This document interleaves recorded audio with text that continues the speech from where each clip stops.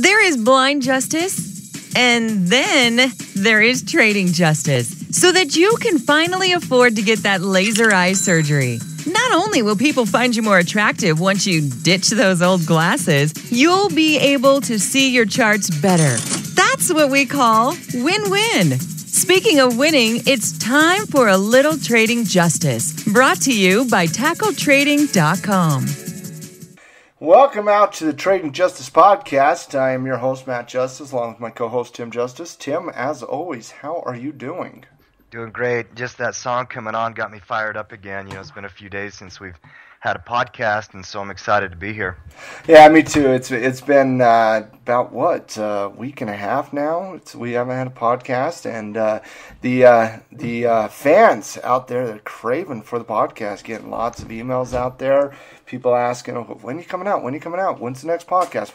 I've caught up. And, unfortunately, I did go on vacation, and I had one rule when I was out there on vacation. I couldn't do that much, and so I wanted to get away from it all. And even though every now and then I went to Tackle Trading, made a few posts, answered some comments, caught up on email, but I had to sneak out to do that type of stuff. So, but it was an amazing vacation. Took the fam to Disneyland and had a good time down there. I'm telling you right now, I can't stand that place, but I will say this: my kids love it. And it has renewed my belief that Disney literally controls the world. It's not the federal central banks. It's Disney. They run the world. Disney, McDonald's, GE, and the Dow 30, right? Yeah, there you go. But I think Disney on top of all of it, and I'll tell you why. Princesses, man.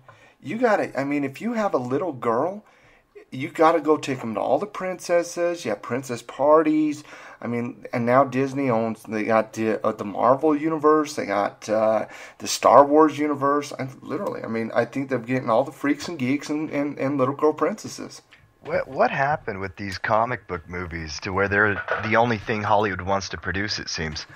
It's like the Coen brothers and Wes Anderson and some of the high-level directors, Quentin Tarantino, they can get their movies out there, but they're big names. Mm-hmm. Outside of that, it just seems like a bunch of comic book movies all the time, every summer. It's kind of what it is. It's rare that you see some new awesome movie come out. Everything's a sequel or everything's a comic book or whatnot.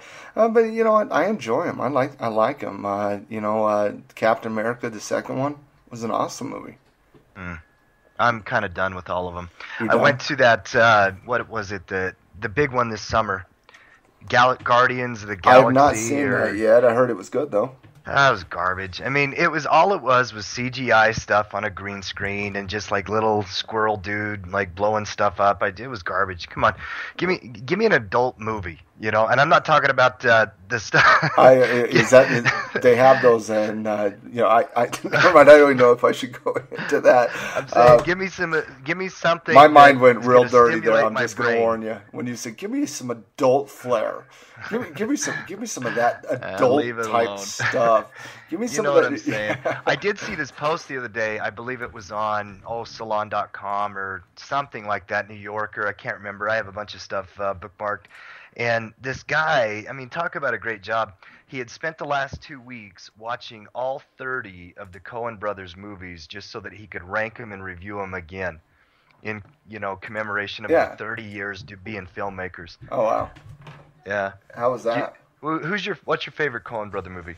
I don't know. I don't do a lot of the Coens like you do. No Country for Old Men, No, Big Country for Old Men was Fargo. Good. Well, I can tell you what yours is. Yours is Lebowski. I don't know. Lebowski's my favorite comedy that they've made, but No Country for Old Men, that movie is cool. That movie's an excellent movie. An absolutely 100% excellent movie. I love that movie. I love The Big Lebowski. It took me a long time to watch it, though. I remember, I think you watched it literally like 50 times before I watched it once. Dude, there's a beverage here. Well, you are known as the dude. Yeah, that movie's amazing. But they also have Oh Brother, Where Art Thou? Where Art Thou? They have that one. If I had to say, I think Fargo might be up there for me. I think Fargo's an excellent movie. I think No Country for Old Men was an excellent movie. I think the remake of True Grit they did was decent. Very good. I didn't mind that one. Lady Killers was not bad. Then they had this one called Intolerable Cruelty, which was like, really? So I would have to say Fargo, Lebowski, and I'm gonna go with No Country for Old Men. Those are my three Coen brother movies. Yeah, I mean, there are several on that list I hadn't seen, and since I love them as directors so much, I'm gonna, try to Netflix them or wherever they come out and see if I can watch the newer ones. Yeah. They're just that type of director that you want to watch everything. Like Tarantino's like that for me too. I'll watch anything Tarantino does. He puts his name on it, and I'm in. I guarantee. Love Tarantino. Love Coen Brothers. Love. There's a lot of good directors out there. The one director that what's his name? He was so hyped for so long. Kevin Smith? No, Kevin Smith was there too, and Kevin Smith was great. But I'm talking. It was the one guy that was. He did The Sixth Sense. What was that guy's name? Oh, yes. I am so upset at that guy for a reason I'll tell you in a minute. I'm trying to remember his name. See, Shyamalan. That's how much he's lost relevance. Yeah, M. Night was his name. Night Shyamalan. M. Night Shyamalan. And remember when he came out with The Sixth Sense, right? And it was one of the most amazing endings we've ever seen, right? Just an absolute classic movie. And then what has he followed up with? Well, he had the he had the one movie where like the mermaid was in the pool of the hotel, and I can't even remember. It was so bad. The Village. The Village. The Village was horrible. He did Lady Signs in Water. With Mel Gibson, which was bad. I mean, what the secret is water. Yeah. Yes, it's bad, water. Bad, and bad. then the next one in The Happening was it's in the trees. No, you're missing the reason why I can't stand him. I am so upset at M. Night Shyamalan. If he was here, I would just tisk at him. I would let him know. Yeah, he screwed up the greatest cartoon of all time. Yeah. Avatar. Yeah, Avatar, The Last Airbender. It was a great cartoon. Still is a great cartoon, and he kind of killed it, no doubt. Oh, he killed it. He killed it. How can you? I could do that movie. I could direct that movie and make it good. Yes, yes, and he tried to take it to places that it should not have went. He always tries to put these amazing messages in what he sees as an amazing message in the overall theme of his movies. But the reality is, you don't have to do that with the Airbender. Airbender had a great story, it had a great plot, everything was fantastic, and all of a sudden, he's making it this absolute just trash of a movie. Yeah. That one I wish they would redo it again. I don't know though. Maybe just leave it as a cartoon. Not everything has to hit the big screen to be great. No. Sometimes it's okay if it's just a book or if it's just whatever it was. You don't always have to scale it up to make Hollywood money, but yeah. That's all I would do. Whatever. Hey, let's talk a little bit about the market now. Coming into today, markets down big today. You're talking all the markets were down. I think let me get you some percentages real quick, T, and then I want to get your take on it. Four major indexes: the Russell 2000 down 1.4%. The S&P 500 is down at the close. It's down 1.3%.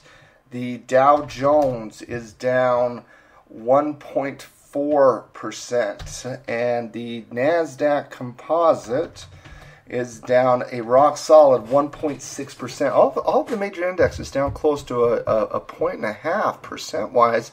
One of the bigger down days we've seen in recent history, coming back to probably somewhere in the first of this year. You had a couple down days in March as well in some of the indexes.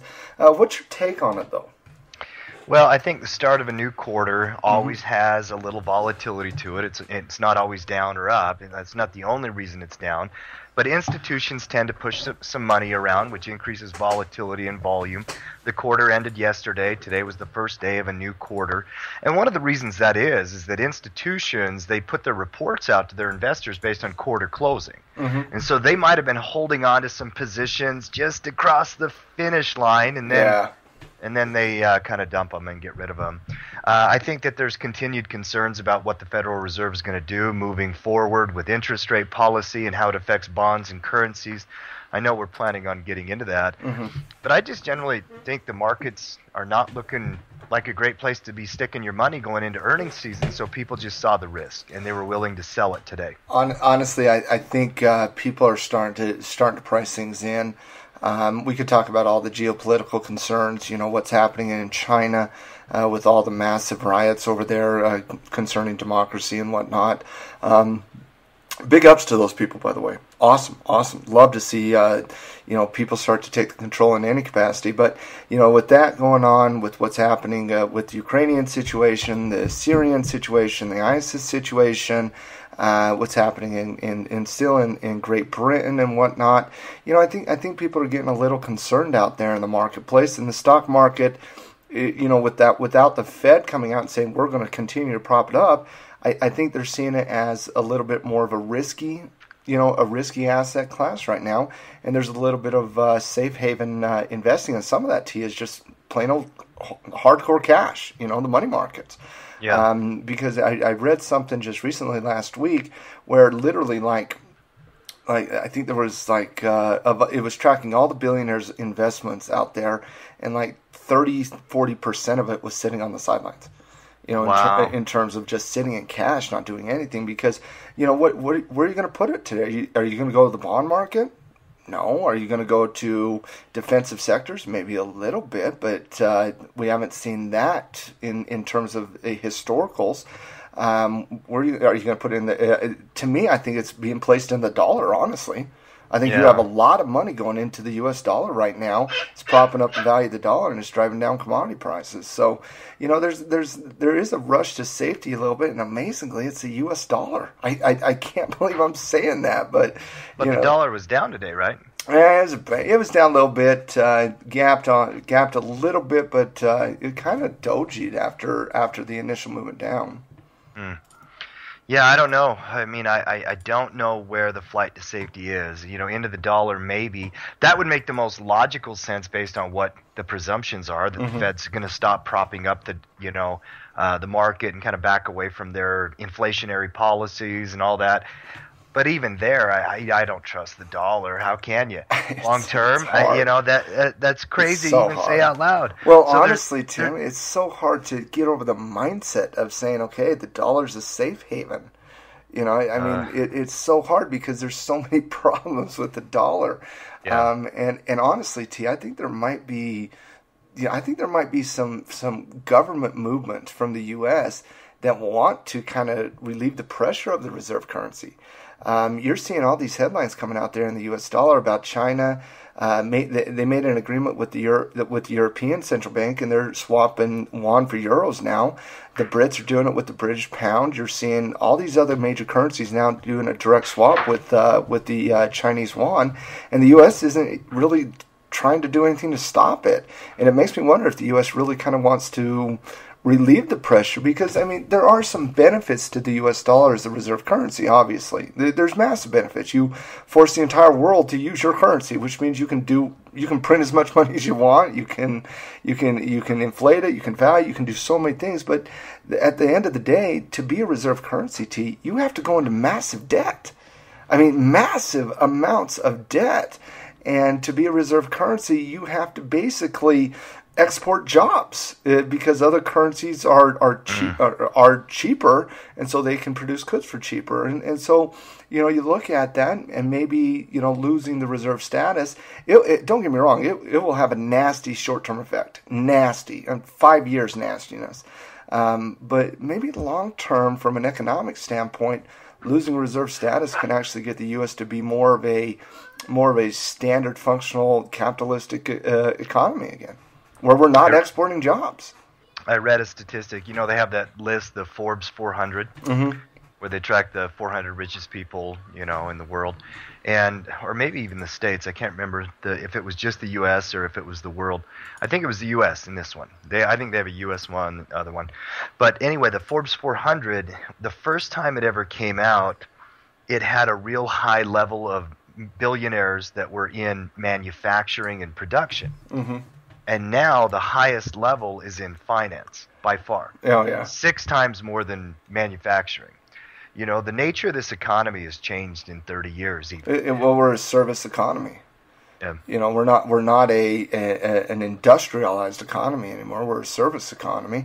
And you look at that list. How many new billionaires are from the Alibabas, Facebooks, GoPros, Twitters, you know, Googles, and all that? You know, it's that has nothing to do with, you know, actually manufacturing goods and services. They're industrial goods. They're more just a provider of a service, and that's our economy today. And it's a little scary, to be perfectly honest with you.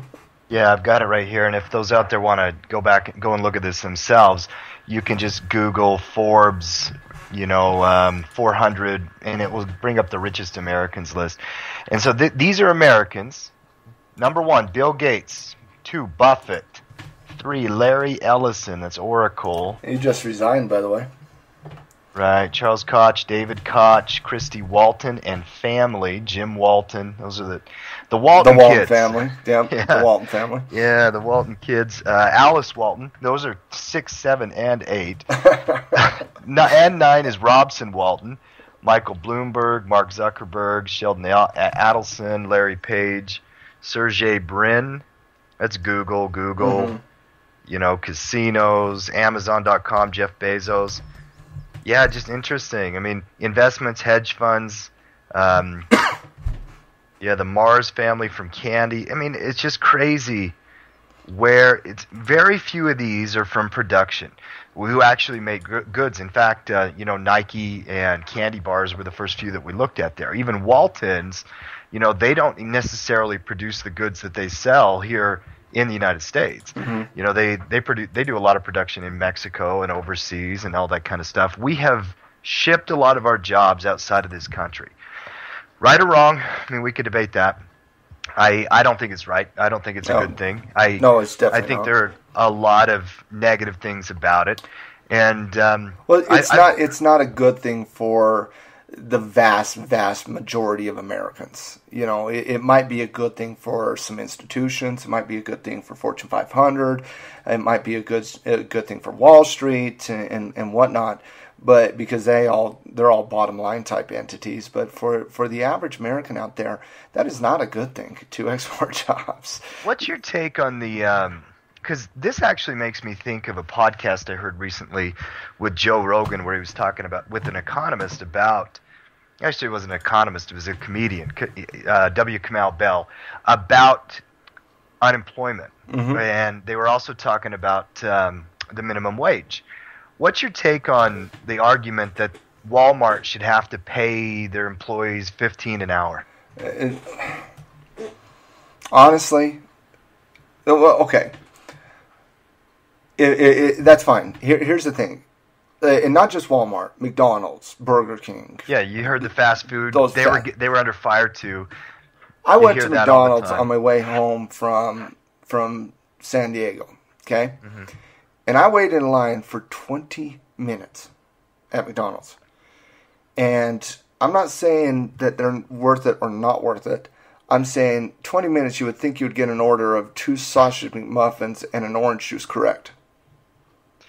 Right. Okay. Right. Now, if we want to pay the service industry $15 an hour on average, okay, the greeters at Walmart, at McDonald's, at everything, that's all well and good, fantastic.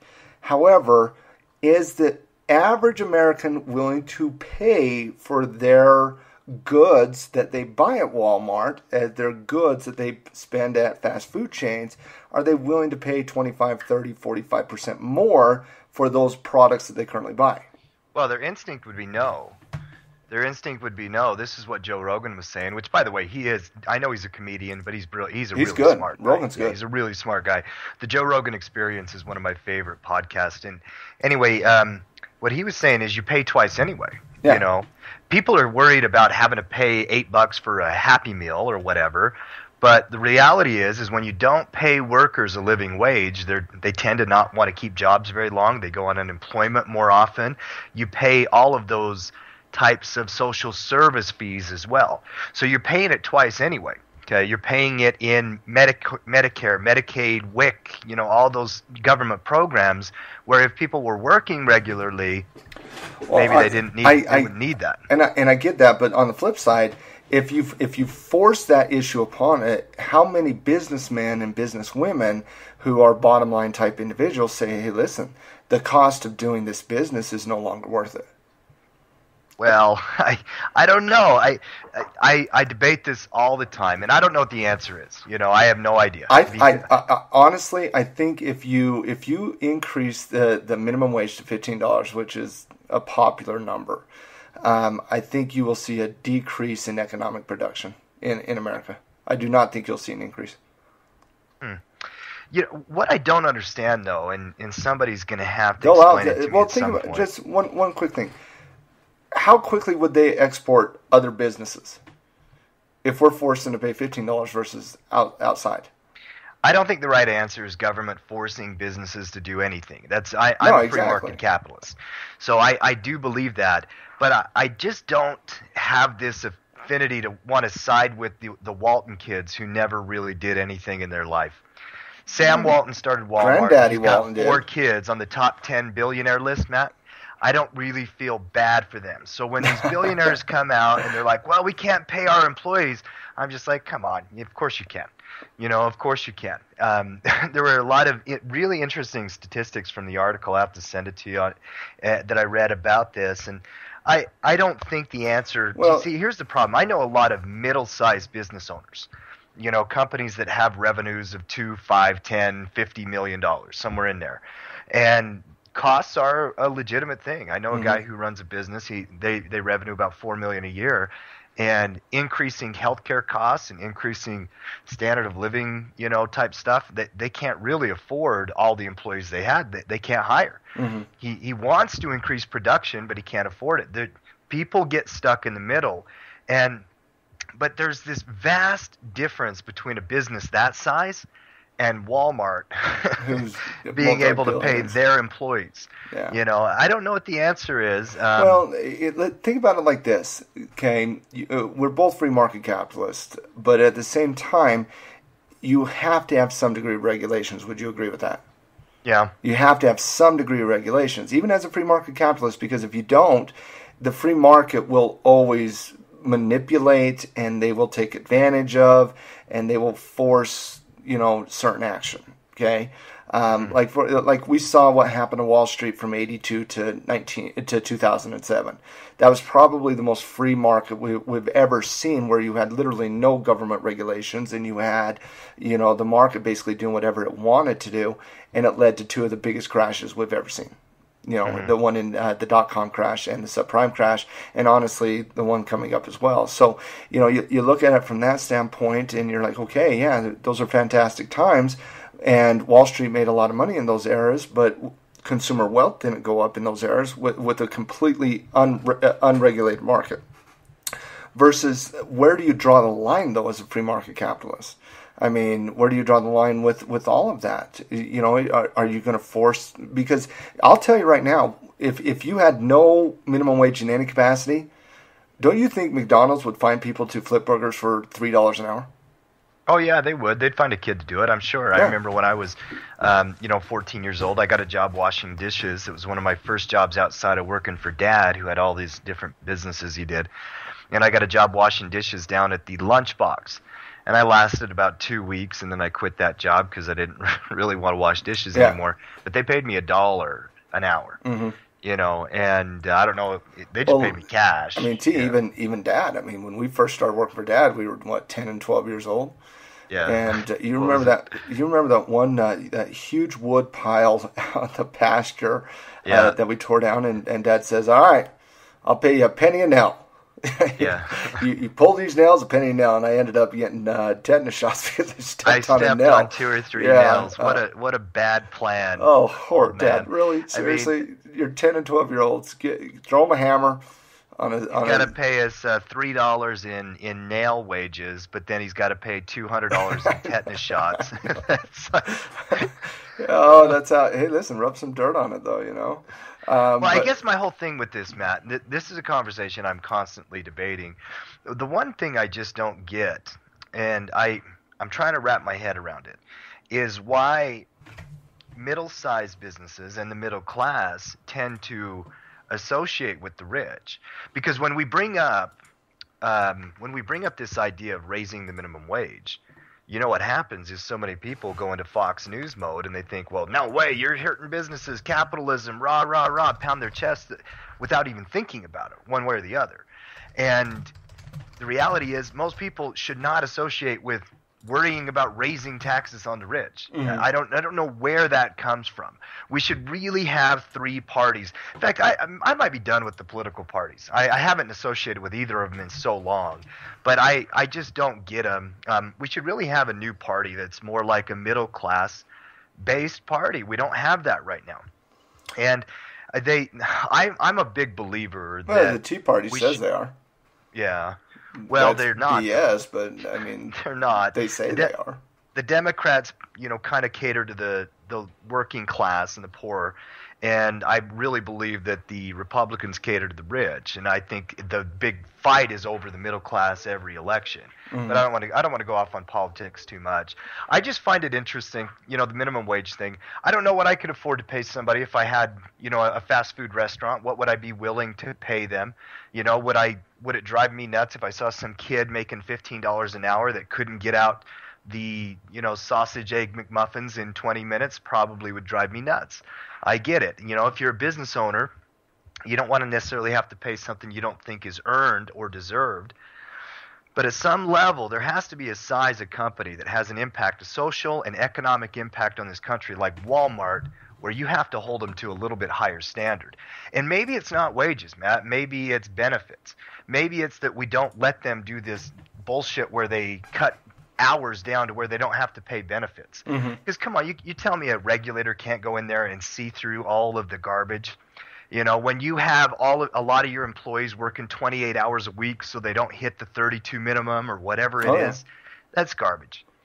Oh, they certainly cheat the system, but I mean, honestly, Tim, if you're running Walmart, what do you do? Well, I understand. No, believe me, I understand the business's motive to want to make money. I understand why the NFL, tucks the Ray Rice video under the carpet, because they want to make money. They want to avoid bad press when they can. That's why they try to do it. I'm never going to judge a business whose motive is to profit, and their duty is really to their shareholders, And I'm not going to judge my business thing on that. Okay, that's my thing. I have no problem with anybody, trying to run their business the way they run their business. The people I have a problem with are Goldman Sachs. The people I have a problem with are Citadel.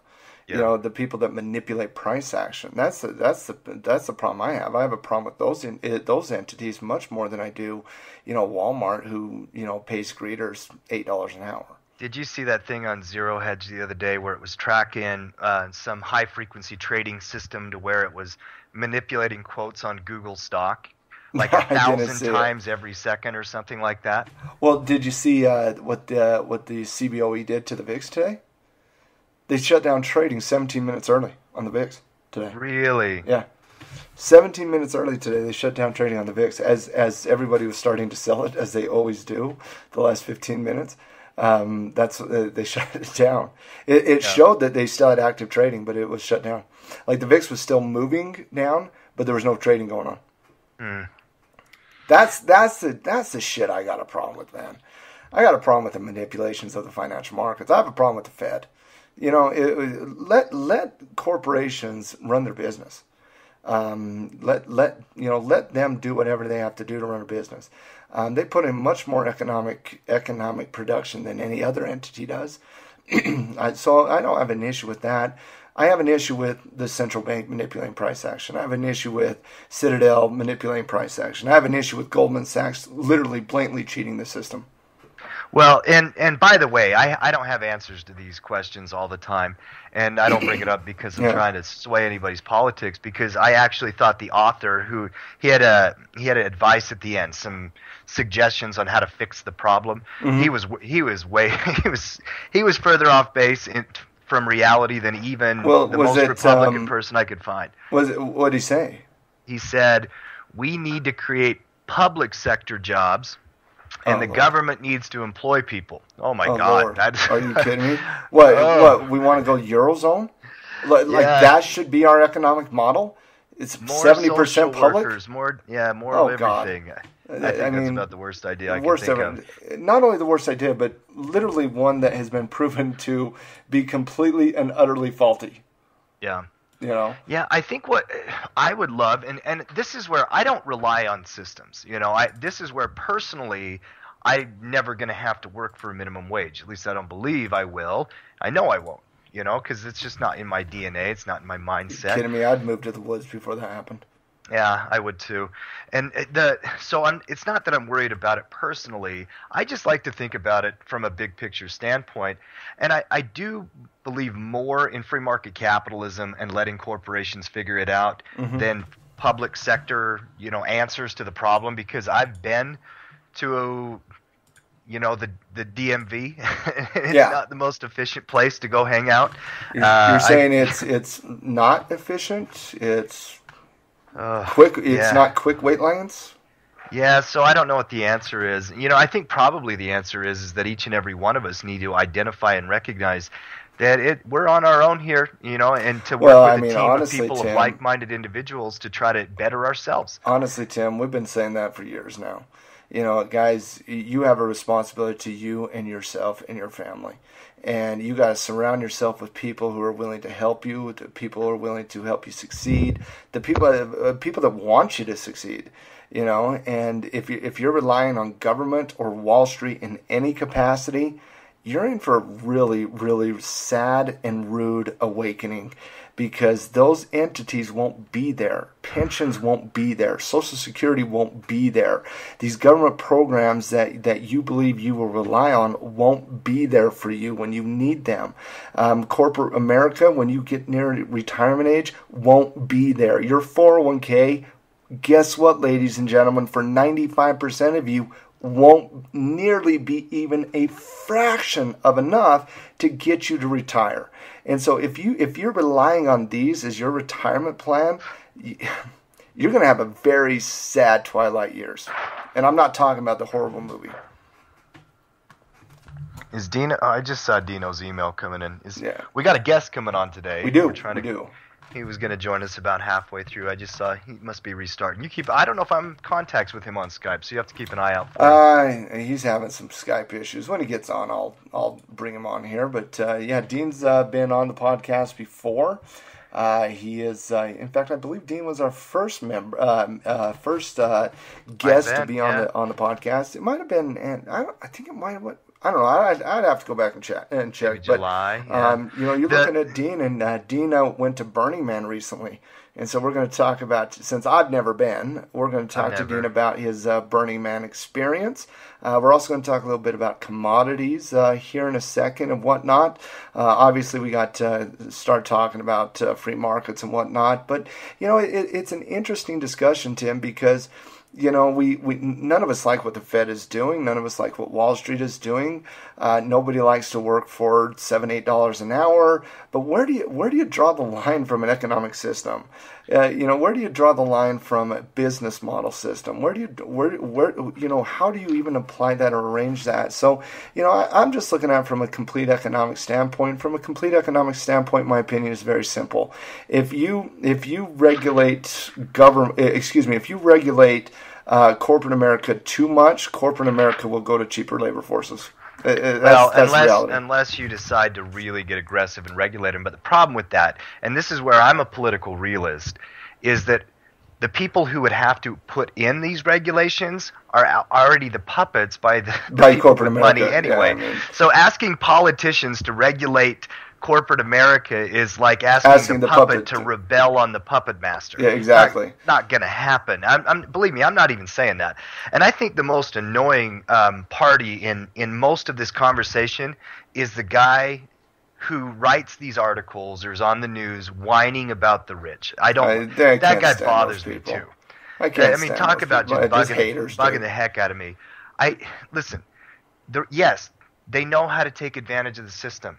Okay, learn how to take advantage of the system. Learn what Wall Street does. Learn what hedge funds do. Learn what the high frequencies do. And then use it for your own advantage. You can sit there and get on your bully pulpit and bitch and moan about government or Wall Street or whatever the case might be, but it doesn't change the fact that you're going to be poor.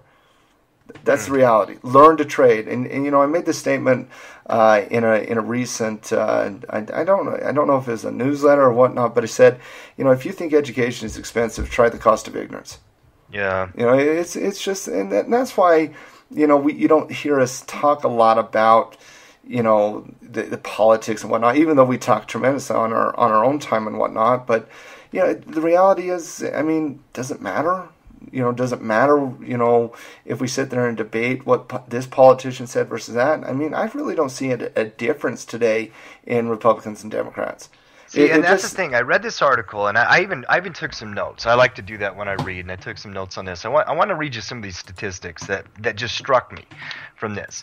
Median middle-class family net worth dropped from $102,000 to $66,000 from 2005 to 2010. Where the richest increased their wealth by 54% during the same time. Mm-hmm. The richest have as much combined wealth as every 25 million middle-class Americans. And let's see, 9% of the Forbes 400 in 1982 were in finance, where 24% are in finance today. So that number's gone up. People in finance, banks, that kind of thing. 15% were from manufacturing in 1982, while just 4% are today. And I don't think the author realizes that, to me, the takeaway from the article was not that the rich are bad. That's not what I took away from it. It's that they know how to take advantage of economic conditions. Yeah. The economy goes bad, and they still increase their wealth. Okay, there's a lesson there, not that the rich are bad, that you need to learn how to deal in any economy. If you just let yourself become a victim to the economy, then that's your own fault. Yeah, you're shackling yourself. That's the reality of the situation. And there's enough information out there that, what we're doing over there at Tackle Trading, we're putting information out there. We've been calling for people to take action for years and years and years now. And the things that people get complacent in America. They get complacent, they get on their iPad, their iPhone, whatever the case might be. And I'm certainly not going to go on my rant today about consumer America because, quite frankly, it's been a 9-day vacation and I'm tired. But at the end of it, there's enough. If you want to take control of your life, you have an opportunity. If you want to get help and join a team that will work together, go to tackletrading.com and check us out, guys. We're doing some great things over there with Coach Noah and Gino and yourself and myself, posting videos and blogs and the clubhouse and whatnot. You got an opportunity. A lot of the stuff we do over there is blatantly for free, and honestly, we should charge for it, but we don't because we want to get the message out there. Now, you want me to get off this rant, don't you? Oh, I checked out 10 minutes ago. I can't stand Walmart. I don't know why. And you've made me sit there and act like I'm a defender of Walmart. I hate that store. I hate shopping there. I hate doing anything at Walmart. All right. But the reality, we should play like a death ball elimination type bracket of the companies we hate the worst. Okay. We're going to go Final Four, straight to the Final Four. I'm going to put in, I get to put in 2, you get to put in 2. All right. I'm putting in Walmart and Goldman Sachs. Oh, put in Goldman? Okay, so we got Goldman Sachs, we got Walmart. My 2 I'm going to put in today are... No, I've already thought of 10 more, by the way. I know. I think we should do a 64 bracket on the Maybe website. we'll hold off on this one. Maybe another podcast. Maybe what we can do, Matt, is have people submit their their suggestions on companies that they can't stand. I don't know. Well, I'll have to wrap my brain around this. Four might not be enough because I'm thinking about Monsanto. I'm thinking about a lot of companies actually. Okay, hold on. No, we're going to do this. We're going to do a 32 company bracket challenge for the most despising company out there. But when I got them ranked, I got Goldman Sachs up against J.P. Morgan. And I got Walmart up against Alibaba. Okay. Give me your argument for Goldman Sachs or J.P. Morgan. Who should move on to the most despised company? Goldman. To me, there's no debate. I don't know. Jim Dimon does what he does with all the stuff he says and what he does in the silver market and his blatant cheating and whatnot. I mean, J.P. Morgan's up there, man. Yeah, but just based on the fact that so many of old Goldman executives end up going and working for the federal government, and yet we're shocked that there's secret tape recordings of Goldman and the Fed, right? Yes. I mean, the political manipulation behind the scenes of Goldman money is just, it's ghastly. So, to me, it's Goldman. Okay, before you say Goldman, and I'm not trying to change your mind, I just want to read you some quotes from Jamie Dimon, okay? This is the J.P. Morgan CEO. He says on Meet the Press in 2002, he said, I have gotten disturbed at some of the Democrats' anti-business behavior, the sentiment, the attacks on work ethic and successful people. I think it's very counterproductive. He says in 2013, speaking to Mike Mayo, a CLSA analyst, don't know who that is, he says, quote, that's why I'm richer than you. He says at his annual shareholder meeting in 2011, you read constantly that banks are lobbying regulators and elected officials as if this is inappropriate. We don't look at it that way. I love that one. You read constantly that banks are lobbying regulators and elected officials as if this is inappropriate. We don't look at it that way. He says on defending his business, I'm not embarrassed to be a banker. I am not embarrassed to be in business. I don't mind that one. Jamie Dimon forgetting that the public bailed out the banks because they were indeed too big to fail. He says the term too big to fail must be excised from the vocabulary. Jamie Dimon arguing that banks taking people's houses and kicking them onto the streets was in fact a good thing. He says giving debt relief to people that really needed it, that's what foreclosure is. Come on, he sounds like a capitalist. And he sounds like an open capitalist too. I have no problem with that. Okay, I got no problem with anything you said. Jamie Dimon in 2009 says, J.P. Morgan would be fine if we stopped talking about the damn nationalizations of banks. We've got plenty of capital. To policymakers, I say, where were they? They approved all these banks. Now they're beating up on everyone saying, look at all these mistakes. We're going to come in and fix it. I don't mind that one either. Jamie Dimon on losses incurred by J.P. Morgan in 2012. Just because we're stupid doesn't mean everybody else was. That's actually kind of cool. Jamie Dimon in 2010, we don't think there are cases where people were evicted out of the homes when they shouldn't have been. Kicking people out on the street if they don't pay the bill, man. Outside of the listen, have you ever?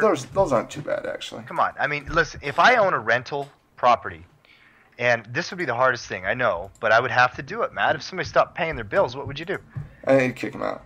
Although I will tell you, Dad rented out the house that we grew up in. Mm-hmm. They did not pay mortgage for 5 years. Well, I know, because Dad's a softie. That's a different story. I mean, I don't want to bring everybody down, but what happened is the lady had like six kids, and her husband offed himself. Yeah, he killed himself. Killed himself. And my dad, there's no way he was going to make her pay. Oh, no. So they just lived in that house for like 5 years. Yeah, 5 years. I mean, that's what, Dad, he has so many amazing attributes. He was an example to us, not only as a business person, but as a man. He really is. And we can go off on some of the stuff that he's done that are extremely hilarious and whatnot. But at the end of it, he started a construction business, not for him to make money, basically for two reasons. He started this construction company. One, to give new couples, young couples, an opportunity to get into a home at cost. I mean, he sold every one of those homes for costy.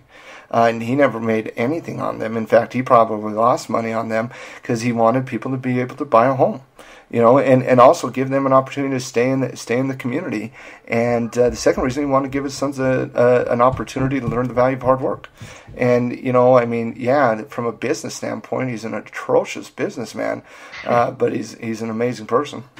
Well, I mean, he has a great work ethic, and he's not an atrocious businessman because he always has clients, Matt. And one of the reasons is not just because of the cheap price, but people like him. I mean, they trust Dad, they know him, and they're willing to work with him. Over. I've always said this, Matt. He's old school. I hate lawyers. I hate contracts. All I want to do is spit my hand, shake it, and my word is my bond. Done. And we could use more people in the world like that, to be perfectly honest with you. Yeah. All right, so we're going to move in Goldman Sachs for what they do. One of my favorite things, before you move on from that Dad taught me was to buy local. Yeah. And I carry that to this day. That's one of the reasons why we hate Walmart. If I'm going to two stores and I can get something from a local mom and pop shop, I'll do it every time. Oh, yeah, even if it costs me more. Well, like Walmart, you can always get food cheaper at Walmart, no doubt about it. But you have local thrift stores that are owned by local people. Right, because it's laced with the tears of, third world children. Get off this Walmart thing. Well, did you just say it's laced with the tears of third world children? Oh my God, that is awesome. Oh, that's going on Twitter. But no, I like buying my meat from the guy I know that lives next to me.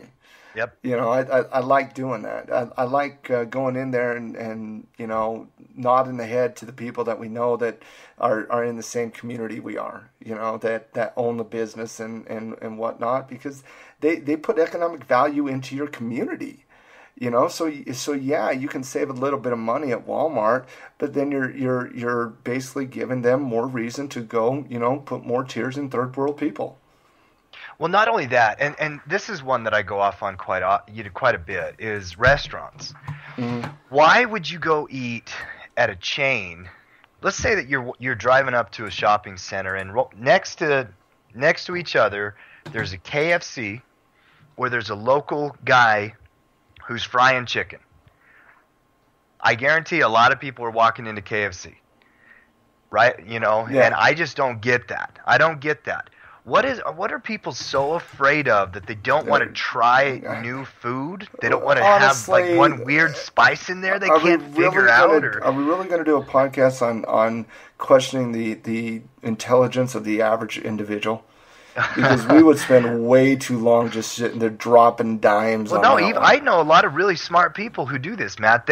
I have a good friend who's Aaron Arrington, who does a lot of real estate deals. Dumbass. And I know you're going to debate whether the really smart part applies. Oh, there is no... Listen. He went to New York City, Matt, and you've got all the restaurants in New York City. And he ate at Applebee's or something, I guarantee it. Chili's. Yeah. Chili's in Times Square. Do you know how many great restaurants there are in New York? I mean, and you eat at Chili's? Yeah. Seriously? Oh, wow. Interesting. Hey, I got a headline from you that I just got from Yahoo Finance. You want to hear it? Yeah. Wall Street, we already know it's down today. Wall Street drops on Ebola concerns. Oh, that's what it was. Holy shit. Oh, God. All these people should be fired right now. These Yahoo Finance journalists. Fire. Somebody asked me the other day why I don't watch CNBC, and I'm just like, because I don't want to dumb myself down every day. You're telling me that the reason Wall Street went down 1.5% today, the biggest drop it's had in 6 months, is because of Ebola concerns.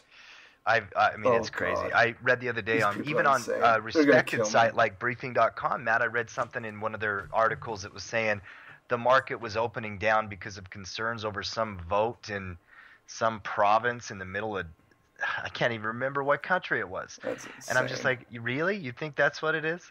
Yeah, that's the reason, right?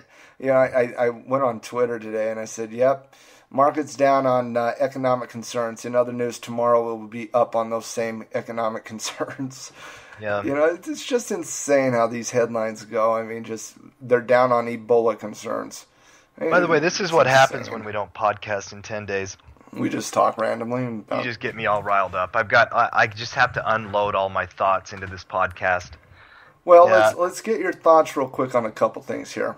Okay. U.S. dollar first. U.S. dollar in the last, let's see, 1, 2, 3, 4, 5, 6, 7, 8, 9, 10, 11, 12. It is currently in the midst of a 12-week bullish run. And I'm just going to go fast. This is rapid fire. Just give me a yes or no. Does that continue? Yes. Okay. Next, the marketplace.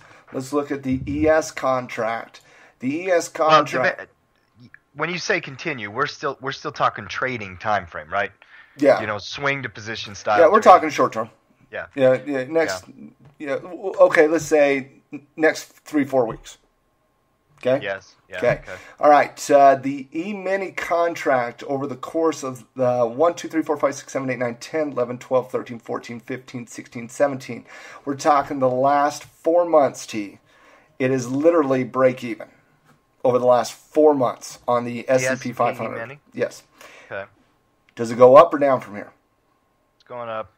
Going up? Okay. Let's see. And again, we're talking the next month, just the next month. Yeah. Let's go with. Or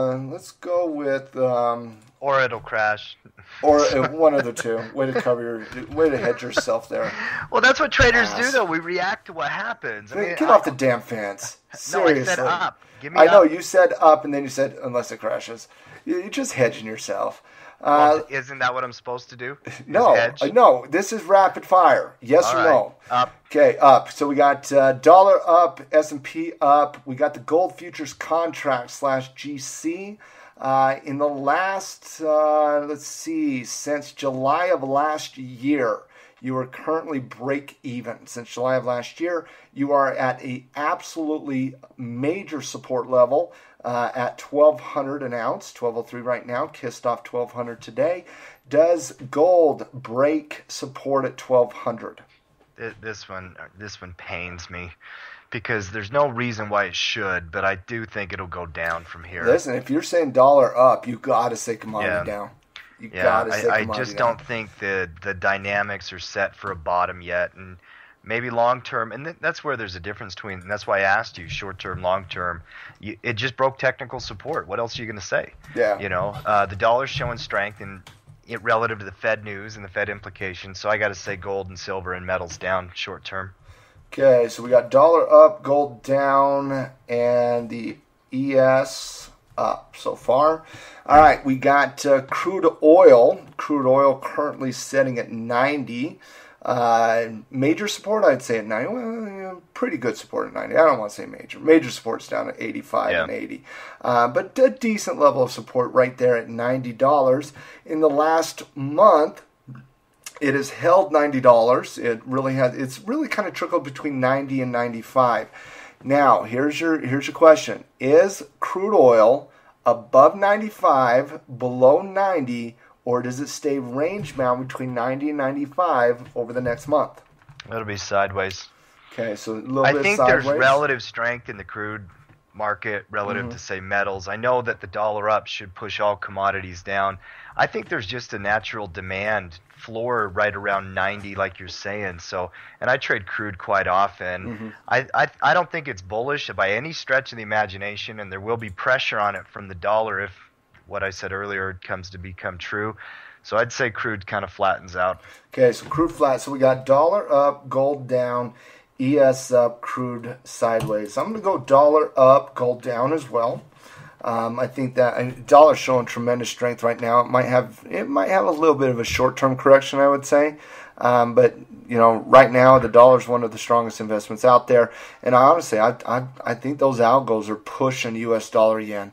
I think they are just buying the dollar versus the yen, and it's driving the DX contract up. So I got dollar up, I got gold down. I'm gonna disagree with you on the market. I think the market is going to correct. Obviously, we got a major earnings season coming up here. We got the Fed this month as well. Anything can drive it, but I think we're going to be down. Now, I'm strong on that. If it was like the Russell, I would definitely stay down. Okay, definitely down. But yes, I would, and it's like flip the coin. Just give us some disagreements. I'm going to say down, and I see crude staying sideways as well. So, okay, gold up, gold down, dollar up, ES, you said up, I said down, crude sideways. I want to talk about gold for a second here, T. And the reason there's been a couple things that have really kind of driven gold bugs just crazy recently, right? And talk to everybody about what a gold bug is. When we say the phrase gold bug, what does that mean to people?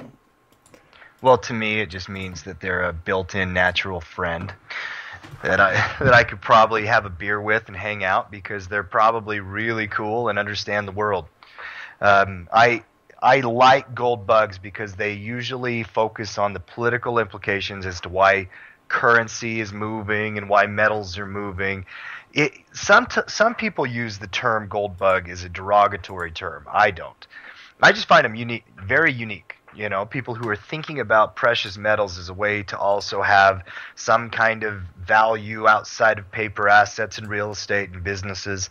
But gold bugs are that type. I mean, they're the doomsday preppers of the financial world. Mm-hmm. That's a good way to put it. Yeah. You know, I mean, they just love their commodities, man. Yeah. They love gold, they love silver, and they don't think there's anything else out there worth investing in. You know, I disagree. I like gold, I like silver as well, but for about 2 years now, I've actually been bearish on gold. I've had numerous videos out there that basically said, gold's going to continue to go down, and for a very long time, my personal target on gold was right around $100 an ounce. $1,000 an ounce. So the gold contract going down to around 1,000. Silver I've been targeting for a very long time, right around the $15 range.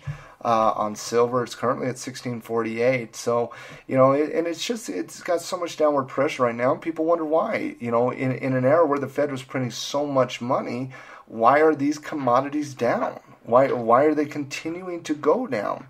And I don't think there's one reason for it, but let's get your take on it. In an era where the Fed has literally increased the balance sheet by $4.5 trillion, why is it that silver and gold have not behaved in this market condition the same way historically they have?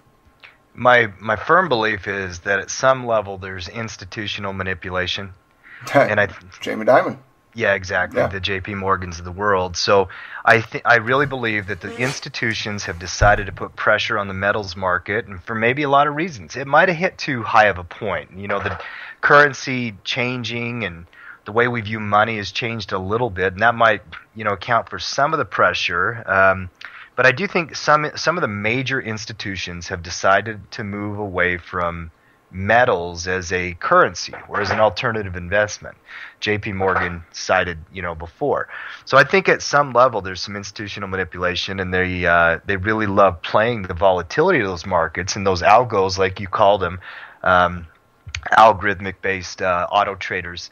They're probably putting pressure in the metals markets daily, kind of running that trend down and that kind of thing. So I think that's a big part of it. Let's go back in time real quick. And the time is 2010, 2011. So basically 2011. Silver and gold were in the midst of historical runs, especially silver. I mean, you just had tremendous movement really from 2008 to 2011. I mean, gold went up literally over about 130% return on gold. Silver in that time frame from 2008 to 2011 was literally like a 370% return. And one of the reasons this was happening back then was because you had a tremendous amount of speculation, not in the actual precious metal. You had a tremendous amount of speculation in the tradable assets. The gold futures contracts, the silver futures contracts, and the ETFs, SLV and GLD. And so you had this huge speculation on gold and silver, and it was just driving the markets up and up and up and up and up. And so in 2011, you had basically in back-to-back months, it was the latter summer of 2011, you had the exchanges, the CME, the Chicago Board of Options Exchange as well. They made agreements with the banks to increase margin on gold futures and silver futures and these types of contracts. And the reason they did that is to kick out speculators. And so once you had the less demand, and again, this is where JP Morgan comes into play, once you had less demand, you started seeing people start shorting the big dogs, the high frequencies, like you said, the algos, the hedge funds, the institutional traders. They started shorting these ETFs, GLD and SLV. And what you got to realize with the ETF is these ETFs have to be backed by the actual commodity, correct, T? They got to be backed by the actual, they actually have precious metal. And so as these ETFs are getting just pounded by shorting and put options and whatnot, you have to liquidate precious metal into the actual market. So you have to actually sell the metal to back your price of the ETF. And so it drives down the value tremendously. And that's exactly what JP Morgan wanted. And so that's what they got. And ever since then, I mean, the speculation of the 2009, 2010 into 2011, I mean, you've seen a tremendous drop in price. Silver currently, I mean, at the height on the ETF, it got up to $47.50, $48. It's currently at $16.50. And, honestly, T, for literally 2 years now, I've been saying $15, 20 and 15. Those were my two numbers I've been looking at on the silver. And when it comes to gold, I just don't think gold's done selling. It's held its ground for the better part of a year now, but I don't think it's done selling, T. I still think it's got some downward pressure, and it wouldn't shock me in any capacity to see it go down to $100 $100 on the ETF and $1,000 on the gold contract, and that's where I think it's going to go. It's got to break that level of support real quick, and the level of support on the gold contract, just give me 1 second, let me look at it, is right at about 1,200 an ounce. If it closes underneath 1,200 an ounce, that will be the first close underneath 1,200 in literally, T, we're talking since, honestly, we're talking since about 2009. Mm-hmm. The first time. Yeah, no, it's under pressure. It's been for years. It's not been real bullish. You've had moments of bullishness, and I think a lot of that pressure is based on the factors you just mentioned that I talked about earlier. What will be interesting is as the dollar, this long term, and this we always have this discussion, short term, long term. Mm-hmm. This long term implication of where the dollar's going as it moves away from reserve status. How do people view gold? Because traditionally and historically, gold would do really well in an environment like that. Well, honestly, and we need to define short-term, long-term for everybody because short-term to me is less than 3 months. It's a quarter. Whenever you hear say short-term, we're probably talking a month to 3 months. Long-term, we're talking macro cycles, 2-4 years, 5 years, those types of things. Mm-hmm. And in the short term with the dollar, I see it continuing. I see commodities weakening. In the long term, I see the opposite impact. I think the commodities like gold and silver and oil and these mining stocks like Newmont Mining and Freeport and some of these other gold and silver mining companies, I think are tremendous investments long term. But not right now. You gotta wait to see those two things kind of, get back on track with the dollar going down and the commodities going up. But I do believe in them long term.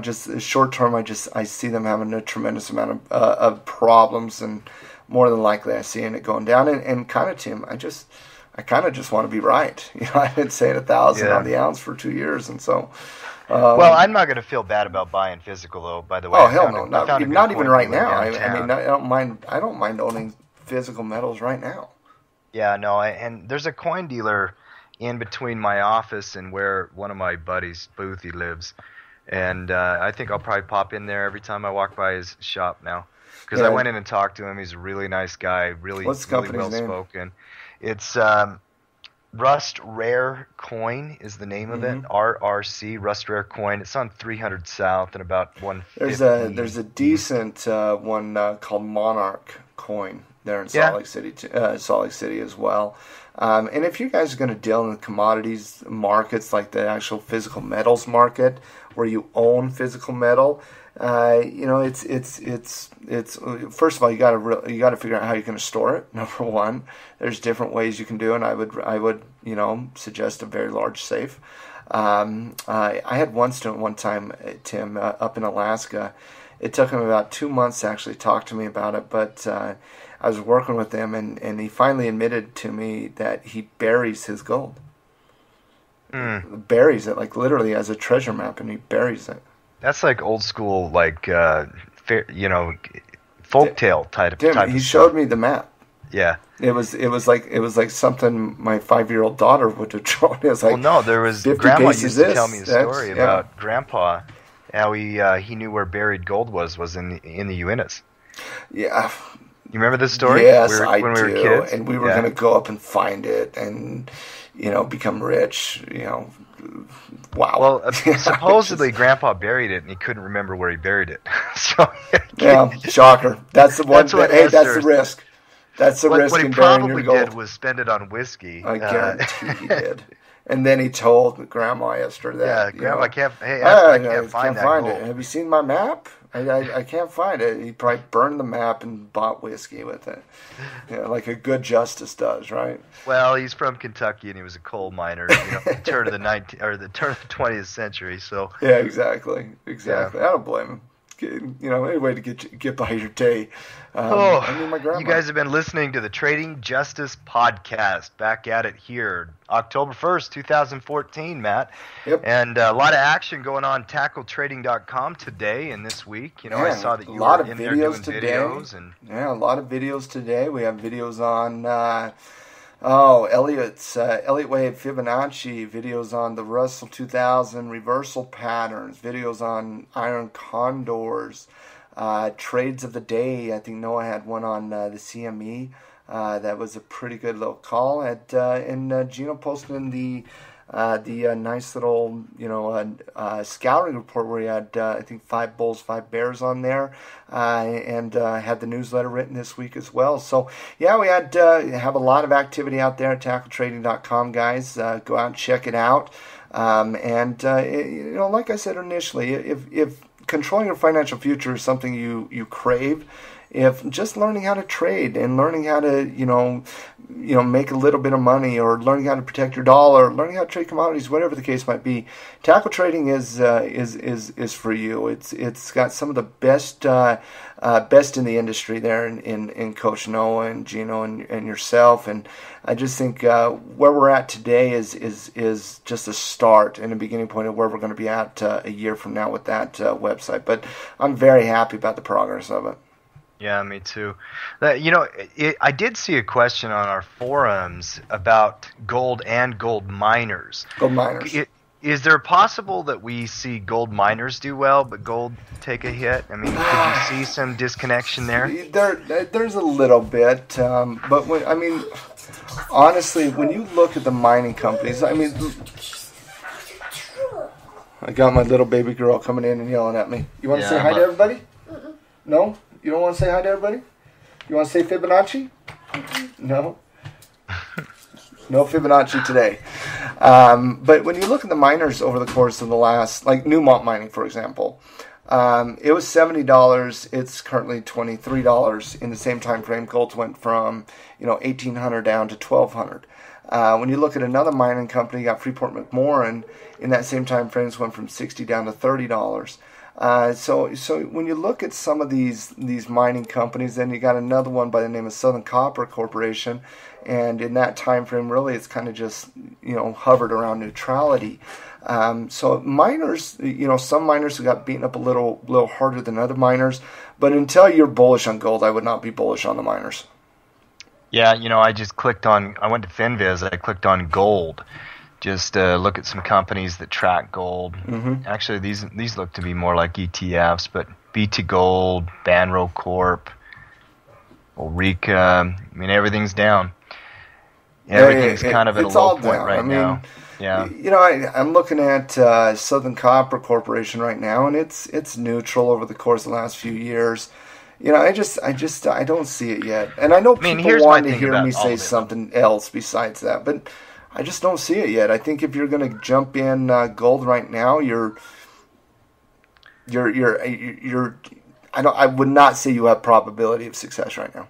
Okay, I bring the whole thing full circle for a minute. I'm thinking about, imagine there's a buffet of financial assets. Okay. You've got your average stock, ETF, mutual fund, bond, corporate bond, junk bond. You've got different types of currency, the dollar, the yen, the Aussie, the euro, the British pound. And then you've got physical commodities like gold and silver, physical actual metals. Even though I did call them down short term, from a long term perspective, that might be the one I'm like, well, at least it's not the junk that the rest of this stuff is. Well, if we're talking, if I'm looking to park things somewhere, like say with what I know of the bear market coming at us and whatnot, would I rather be long, say, the S&P 500 or long gold right now? If I'm willing to hold for 2 years. It's gold. If am I willing to short term? We said we were bullish on the dollar. Would I be willing to buy the dollar right now, hold it for the next 2 years, or would I buy gold? I would rather buy gold. If you're asking me for 2 years, first of all, the world could end in 2 years. A long trade for me is 2 weeks. Okay. You mean like a supernova, the sun blows up end, or you never know you mean these like things. Anarchy, zombie apocalypse type of well, hey, maybe Ebola is, zombie apocalypse. Okay. My son saw some things on the internet. He'll get you going on it. Oh, yeah, I'm sure that's a reputable source. Seriously. Don't get me started on that. But again, if you're asking me to hold something for 2 years, okay, I'll tell you right now, it's put options on the Russell 2000. It's call options on gold. It's probably short dollar. And again, 2 years, not 2 months, 2 years. Short dollar, short market, long gold, long oil, just to hedge myself. Yeah. In fact, I think after this conversation, I'm going to probably try to pick up some more coins tomorrow, just because, I'm a big believer in looking at your money from many different angles. You don't want to get stuck with tunnel vision. You don't want to just be thinking, well, I'm just going to day trade, and that's all I'm going to do. I love day trading, exactly. But I don't want it to be the only thing I do. I want to start businesses. I want to develop relationships. I want to, keep exploring new ideas. I want to think about money dynamically. Now, I probably won't bury my coins somewhere on the mountain. This guy was crazy. I love crazy, Matt. So do I. I'm not saying that like it's rude. I'm just saying he was nuts. Yeah. Good guy. Yeah. But I don't even know. I mean, everybody's got to figure out where they want to put stuff. But, I think it's a great conversation, one that we should revisit regularly. What is happening with the different areas of the market?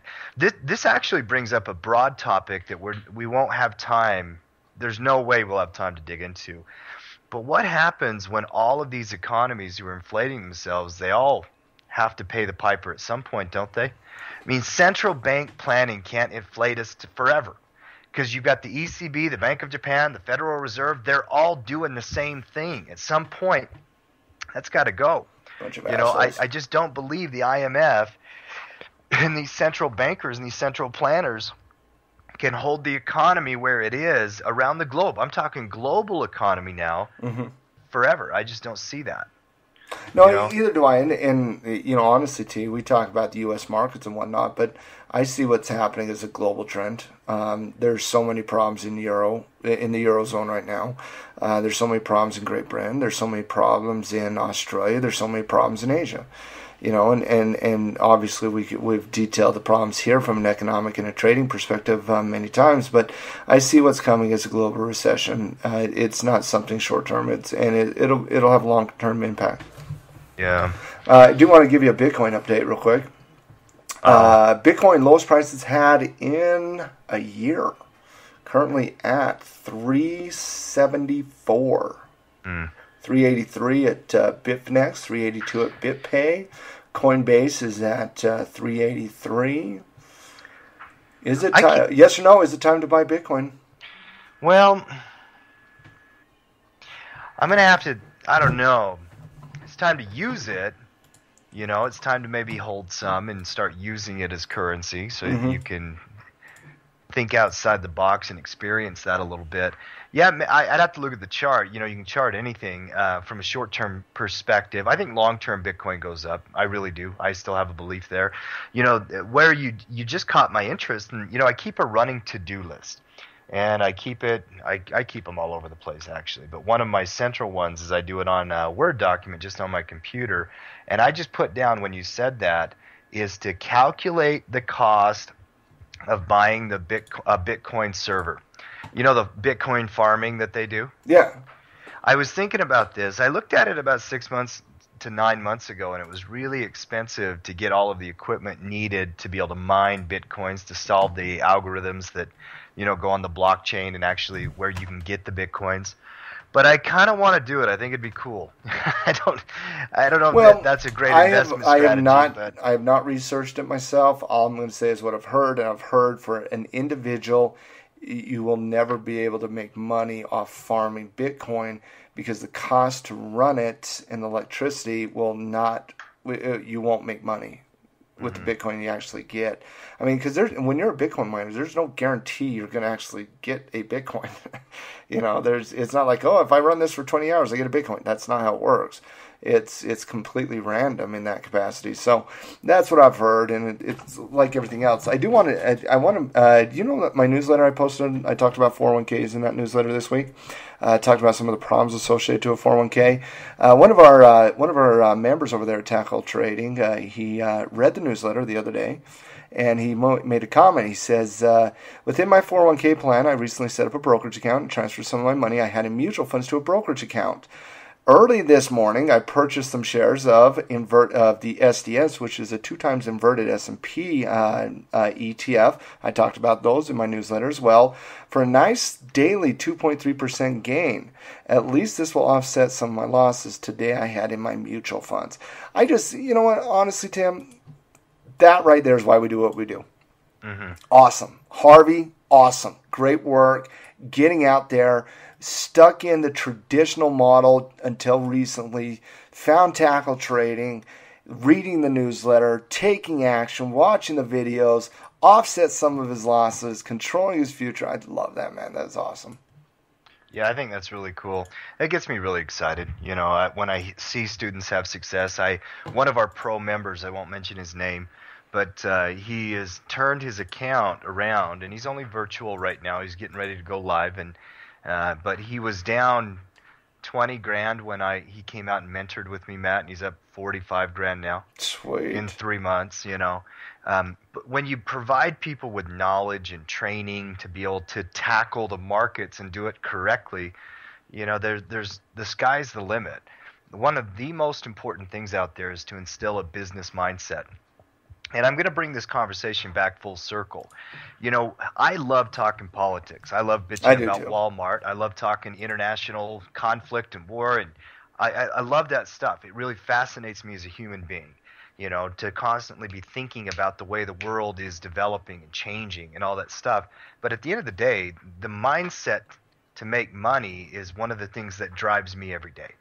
And so I'm not going to ever say, that I'm against Walmart just because they want to make money. I'm against them because they're horrible people, but that's different deal. I think it's very important that we wake up every day with the mindset that we're going to try to do something successful with our time. You know, don't just be stuck in a rut. You left I'll tell you, in fact, I'm going to share something with you. I didn't think we'd get into this today, but I thought it was pretty neat. You accidentally left a folder at my house. Yeah. And I wasn't trying to invade your privacy. I didn't know what it was. Not that I would apologize for doing that, but I did not know what it was. So I started looking through it, and there was a piece of paper in there that said 20 things the rich do every day. Do you know what I'm talking about? I do. It's there's commonalities between poor people and rich people. And, it's like, until you're rich, just act as if, right? Just act as if. So yeah, there's specific things like, there are a couple I loved. I got the list, and I can read it specific. I'll let you comment. Okay. All right. 86% of the wealthy love to read versus 26% of the poor. Okay, an instinct to want to go out and learn, to experience. Hold on, let's talk about the reading one first. And and you can actually look at the reading one a little differently too, because it's not just the 86 love to read and 20. What is it? 26. 26% of the 26 of the poor love to read. It's what they read. Okay, it's like the rich read inspirational books. They read mindset books. They read business books. They read. They're reading nonfiction type stuff. Versus even the 26% of the poor that read, they read romance novels. They read Twilight and shit like that. 6% of the wealthy watch reality TV. 78% of the poor. Because reality TV is garbage and horrible, and you should cut it out of your life immediately. But the Duck Dynasty guys are hilarious. Dude, I've never watched Duck Dynasty. I will never watch Duck Dynasty, and I'll tell you one simple reason. Too many people on Facebook drive me crazy about Duck Dynasty. I do like those Pawn Star kids and the guys. Fantastic. If you want to be I only watch it once every like 3 or 4 months. Go watch Pawn Stars, man. Once every like 3 months, I'll have like a day where I'm just feeling like being a lazy POS, and Pawn Stars. Honestly, guess who else loves watching Pawn Stars? T. My son. Oh really? Yeah. Me and Tad. You and T Money. You're on. Dude, you're on board, man. We'll have to FaceTime and talk about our favorite Pawn Stars. I guarantee he would. Yeah. I guarantee he would. Okay, you're both driving me crazy right now, but okay, keep on going. Okay, so 80%. Some of these, there are 20 of them. I'm just picking out the ones that just kind of struck me as very interesting. So the rich read more, watch less reality TV. 80% of the wealthy make happy birthday calls versus 11% of the poor. Yeah, and honestly, once again, it goes a little deeper than that. It doesn't mean the poor aren't saying it. They go to Facebook and do it, and they send text messages. Versus the rich who actually call people, make the connection. Okay, and I think that's something like literally I have not been doing. I'll do text message. I hate the Facebook one, but I'll do a text message and whatnot. But from now on, I'm going to start making Facebook calls. I'm going to start making actual phone calls to the people I care about on your birthday. I think that's a great plan. So if you do not get a phone call from me on your birthday, it's because I don't care about you. Can I tell you one of my pet peeves on that, in this world? Yeah. Is when people order food for their kids. Yeah. Instead of letting their kids order the food. Really? Yeah, that bugs me. It bugs the crap out of me because you're not teaching your child social skills. You're not letting them interact with a stranger. Don't you remember Dad doing that when we were growing up, though? Oh yeah, but this is just my own personal pet peeve. Gotcha. I want my kids to have to interact with strangers. It develops, in personal skills, the ability to communicate, look somebody in the eye, shake their hand, whatever. I like it. Wait till they're teenagers, man. Yeah. A lot harder. Waiting for your 5-year-old to figure out which Happy Meal they want is going to to drive you nuts. Is that what you're saying? Yes. No, I get it. I'm talking about a sit-down restaurant. Okay. What's another one? So wait a second. So let's summarize. So the rich read more, watch less reality TV, and actually have interaction on birthdays. Take the time out of the rich has busy lives too, guys, and they still read more because they watch less TV. Lord almighty, it's not rocket science. Okay, what's another one? 79% of wealthy network 5 hours or more each month versus 16% of the poor. That's a big one for me. Yeah. Got to network. And honestly, even with, the Trading Justice podcast, with the Tackle Trading, Tim, we have a 5-star rated podcast. Everybody loves it. Some are better than others. This one probably being one of the least better ones. But outside of that, it's hard to get people to even take the time necessary to do this. I mean, think about what I said last podcast. Remember what the CEO of BlackRock said to you. People, our business model relies on people being lazy, complacent, and not giving a shit. You know, I mean, that's their entire business model. The largest hedge fund in the world, okay, is basically their model predicates on people not doing anything. You know, and so when you're talking about networking, tackle trading guys, you got a wonderful opportunity out there to go to a website of which you have the pros on that are networking every single day, that are posting comments and blogs and videos and comments and whatnot. And there's some great traders there. The people like, Steve, who's been on the podcast, he's out there, talking on the thing as well. It's a great place to network, guys. I would strongly recommend if you want to be like the rich, it's a great place to network. You just got to do 10 hours a week. That's all I'm saying. 10 hours a week on the website, and then you'll have fulfilled your networking obligation of the rich. Here's one, and my kids are a little bit young for this, okay. But this is something that Sambo Maddie doesn't get it yet. Well, no. This next one I'm going to read. Okay. And, where was it? Maybe my eyes are getting old. It's about volunteering. 10 hours or more. Oh, I like this one. 63% of wealthy parents make their children read 2 or more nonfiction books a month versus 3% of the poor. That's a good one. I like that one. I have not been doing that. 81% of the wealthy maintain a to-do list versus 19% of the poor. I have a to-do list almost every day. Like literally every day. I have one for the week. I have one for the day. Today my to-do list was basically number 1, post videos. I got 3 videos up on the website. Number 2, catch up on email. In terms of all my students that have sent me an email. Number 3, reshape my presentation. Kind of go over my presentation. Number 4, I haven't decided yet. Those were my 3. Yeah. And then 67% of wealthy write down their goals versus 17% of the poor. Goal-oriented people, I think, are awesome. Non-goal-oriented people are not nearly as awesome. Yeah, and there's a bunch of money. Yeah. I think you're starting to get it. I mean, listen, guys, it's not rocket science. If you want to be like the rich, then you have to start behaving like the rich. There's commonalities there for a reason. And there are big differences in the percentage, 86% versus 26%, 50% versus 3%, 76% versus 17%. I mean, honestly speaking, people that tell me they don't have enough time in the day, it makes me believe that they deserve whatever happens to them in the next 2 years. Yeah. Because all these things about the rich versus the poor and the rich both have 24 hours in the day. The poor use their time to read romance novels, watch reality TV, and bitch and moan on blogs about, how the rich takes all their money. The rich don't give a shit, Tim. They don't care what the poor say or do. All they care about is bottom line. They care about themselves, their family. They care about their businesses. They care about making money. And to me, it's like, nobody cares if I complain anyway, so let's just go make money. Yeah.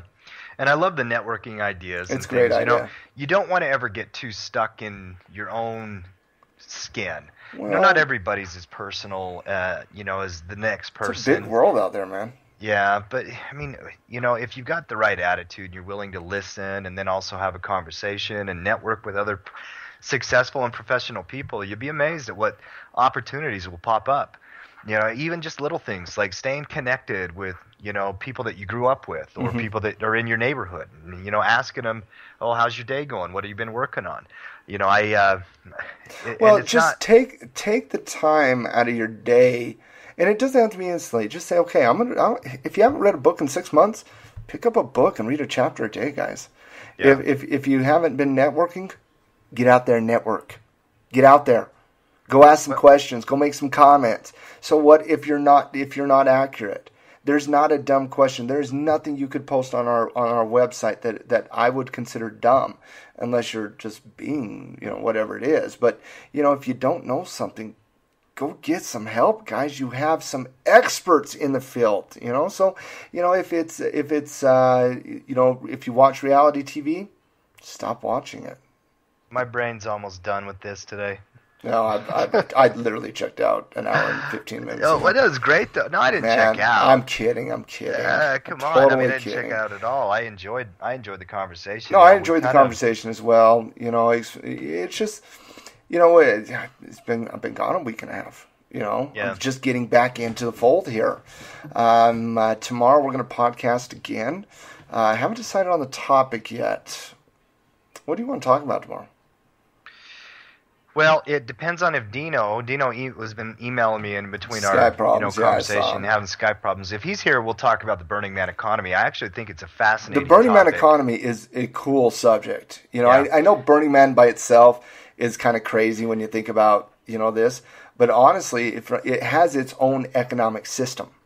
Mm-hmm. And it's actually kind of cool. So I want to talk to Dino about that. I also want to talk about basically our approach to as a trader. I want to talk specifically because we don't really get into our own personal approaches that often. We talk about other people's, we talk about design and all that, but I want to talk to you about kind of your approach as a trader, how you approach, and I want to pull up a couple individual stocks here and talk to you about how you would approach making money on those stocks, whether it's credits or debits or sometime whatever. this month we're going to have to talk about earnings plays too, because we're moving into Let's do it on Friday. Season. We had actually Nike already reported last week. Yeah, I mean, you always have some coming in, but then Lord it really almighty, kicks off here in a couple of weeks. Nike up 12% on its earnings announcement. Wow. Let's see. Did you? And also another topic. I mean, I have a ton of them. On my to-do list, I keep a list of all the podcast topics that I'm interested in. If people out there want to hear about it, I can get into hedging. Natural versus forced hedging in a portfolio. I think that's a very interesting and good topic. And by the way, their earnings season starts next week. Let's do an earnings podcast on Friday. Let's do the Dino Economic Burning Man podcast tomorrow, and let's bring on get a hold of Steve and see if Steve's available for Friday. Yeah, I can get a hold of him. Yeah, get a hold of Steve and let's see if we can bring back Steve on. And when we're talking about earnings season, I also want to get a little bit more in detail about exactly what he does. In terms of we talked about his trading philosophy and his story last time we had Steve on the podcast, but I want to get into the detail with Steve about exactly how he approaches, trading. What does he do? What does he sell? When does he lock in profit? All of that jazz. Because Steve's been killing it, man. Good follow on Twitter is Steve. He's been doing absolutely fantastic out there. Tim, what's your Twitter handle out there? At Tim Justice Utah. At Tim Justice Utah, because he does not like short Twitter names. Either do I. Mine's at MattJustice13. I post a lot of stuff on Twitter, guys. So does Tim. Follow us out there. Check out the website, tackletrading.com. Hey. And what is the takeout video, Tim? I just sent it to you. I linked it over to you. You linked it over to me? Fantastic. In Skype. All right, let's... I saw a thing on social media the other day with Neil Young and Willie Nelson doing a benefit concert for Farm Aid, and Neil Young literally was my favorite artist for 4 or 5 years, and this is my favorite Neil Young song. How often do you get made fun of for the songs you select for the takeout? Quite often, man. Hey, I am who I am. I got no problem with it. Hey, own it, baby. Own it. Last words. What do you got? Just have some fun and participate. Participate in the forums, the clubhouse. Get over at tackletrading.com. Hit us up on Twitter. Even if you've never had Twitter, Bob Rotolo, who's one of our pro members, he sent me an email. He says, "Hey, I'm going to have to figure out this Twitter stuff. I'm going to call my grandkids," and I think that's really cool. I think it's awesome. Guys, to all be the hippest guys around, guys and gals, and just participate. Have fun with the team. We really believe in the team concept, and we'll hit you guys up with some more podcasts over the next couple of days. Yeah, we're there at Tackle Trading, guys. I wrote a newsletter this week. It's a few pages long. Sometimes I can get a little detailed in my newsletters, but I talk specifically about why we developed tackle trading, what being a teammate is all about, and how we can all help each other navigate the choppy markets over the course of the next foreseeable future. But my last thoughts are very simple, Tim. These markets are turning. The Russell just double bottomed. You look at, I sent this out on Twitter today. The S&P 500 was up 30% last year. It's currently up like 4.5%. The Russell 2000 was up 37% last year. It is down 8% this year. The NASDAQ last year was up 38% last year. It's up a rock solid 2% so far this year, T. And the Dow Jones was up about 26.5% last year. It is currently up year to date like 1.5%. That's called slowing momentum, guys. The markets are changing. The markets are like the Titanic. The Titanic took a long time to move before it hit the iceberg. And that's what the markets are doing. It's time to take action. And honestly, you don't have time to be complacent out there. You've been listening to the Trading Justice podcast. If you've enjoyed yourself and think that the conversations and topics we've covered are important, help spread the word. Give us your feedback. 5 stars on iTunes, like us on Facebook, and follow us on Twitter. The Trading Justice podcast is proudly sponsored by TackleTrading.com. Get off the sidelines and get in the game.